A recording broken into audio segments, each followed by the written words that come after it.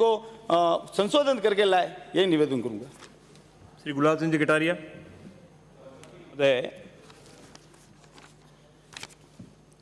राजस्थान पंचायत राज संशोधन विधेयक 2021,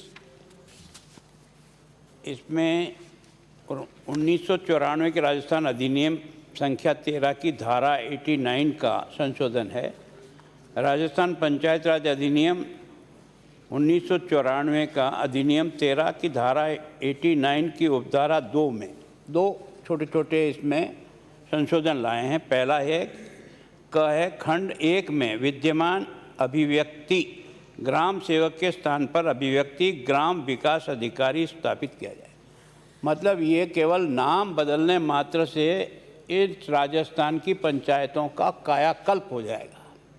ये सोच करके शायद इस प्रस्ताव को लाए हैं कि जैसे ही उनको अधिकारी शब्द का तुकमा दे देंगे, उसके साथ ही सारे पंचायत राज का उद्धार हो जाएगा।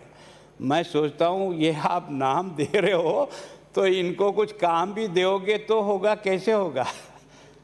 सच में 73वां अमेंडमेंट के बाद राजस्थान नहीं, हिंदुस्तान की पंचायत राज को जो ताकत मिली है और जिसके पीछे कल्पना ये थी कि गांव का सारा जितना भी काम है सभी डिपार्टमेंट का, लगभग 27 डिपार्टमेंट के जितने काम जो गांव से संबंधित है, उस पंचायत से संबंधित है, वो सारे के सारे कामों का अधिकार पंचायत को दे दिया जाए, जिसके कारण से गांव की उन सब समस्याओं का निदान उसी सचिवालय में हो जाए। ये इसके पीछे सोच था और इसी सोच के आधार पर जो है ये हमने पंचायत राज के बारे में विचार किया। और मैं सोचता हूँ कि जब 73वां अमेंडमेंट आने के बाद जब आपका महिला आरक्षण लगभग पंचायत राज में 50% हो गया, आज की तारीख में भी राजस्थान में हम पंचायत में सरपंच से लेकर प्रधान से लेकर प्रमुख से लेकर के वार्ड पंच से लेकर के ये सारे के सारे 50% का आरक्षण है। तो मैं सोचता हूँ इसके पीछे सोच ये था कि जब तक समाज का यह जो महिला वर्ग है ये भी इस काम में सहभागी नहीं बनेगा, तब तक गांव के संपूर्ण विकास की कल्पना करना निरर्थक होगा। एक बहुत अच्छी सोच के साथ इस अमेंडमेंट को लेकर आए और इसको हमने ये भी था कि समय पर इसके चुनाव हो जाएं। एक जो है आपका प्रधान दूसरे प्रधान को चार्ज दे के जाए, पर दुर्भाग्य है कि अब की बार हमने इस कानून की अवहेलना की। इसके कारण से भी इस कानून को हमने थोड़ा हल्केपन में लिया। होना तो ये चाहिए कि जो मंशा थी एक्ट की और जो संशोधन 73वां लाए थे उसके अनुसार ही अपने को काम करना था। अब इसमें जहाँ तक है मतलब इसको अधिकारी तो आपने बना दिया, लेकिन इस अधिकारी की गति क्या है?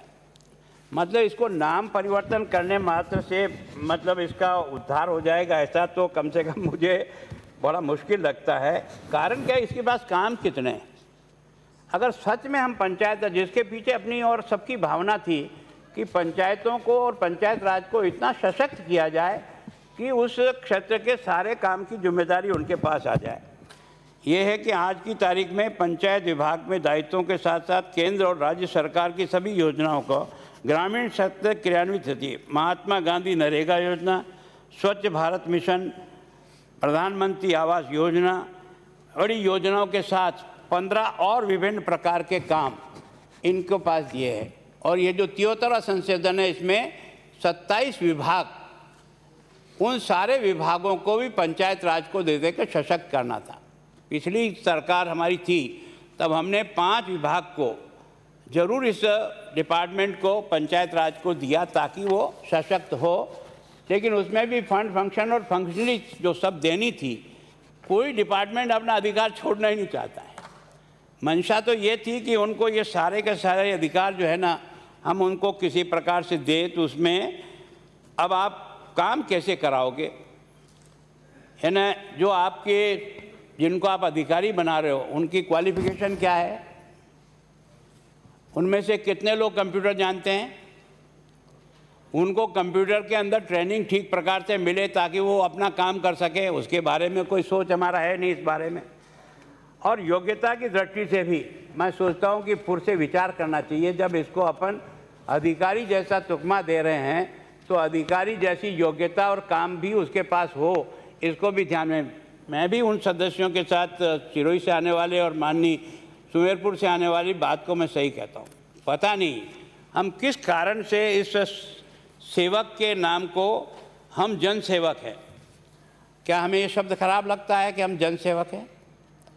लेकिन वो आदमी ये सोचता है कि मुझे अगर ग्राम सेवक कहे तो मैं छोटा आदमी हूँ, ग्राम अधिकारी कह दूंगा तो मेरी हाइट 6 फीट की लंबी हो जाएगी। इसका मतलब उसका व्यवहार करने का तौर तरीका बदलेगा।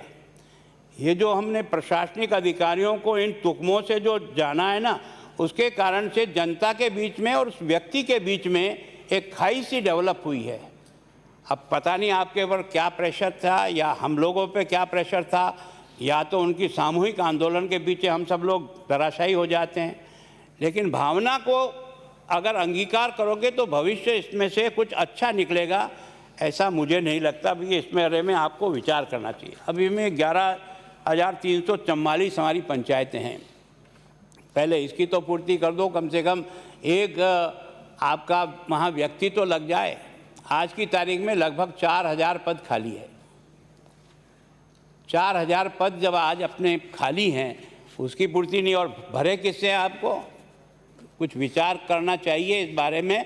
खाली इधर से इधर एडजस्ट करने से नहीं चलेगा। आपने देखा होगा ना, रिक्त पदों के भरने के लिए कभी सिंचाई विभाग के जो सरप्लस पटवारी हुए उनको अपन ने यहाँ लगा दिया। 5वीं और 8वीं पास नगर पालिका के जो उस समय नगर पालिका के सरप्लस चुंगी नाके के जो लोग हुए थे उनको इसमें आपने लगा रखा है। मतलब आपने इन पदों की, और उसके बाद जो अध्यापक थे उन अध्यापकों में से किसी को आपने पंचायत सहायक के रूप में वहाँ लगा दिया।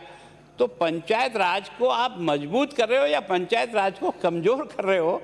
हमें ध्यान इस बात पर देना चाहिए कि जब तक अपन उस पंचायत के भरोसे जो विकास की सारी अवधारणा आपकी और मेरी है, उसको अपन कैसे सशक्त करें, उसके बारे में विचार करना चाहिए।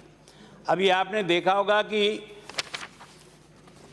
ये हमने कुछ डिपार्टमेंट जो है ना उस समय दिए थे, देना तो था 27 डिपार्टमेंट इसके बारे में जो सबकी भावना है, और सब ने इसके बारे में 5 विभाग हमने ट्रांसफ़र किया था उस समय।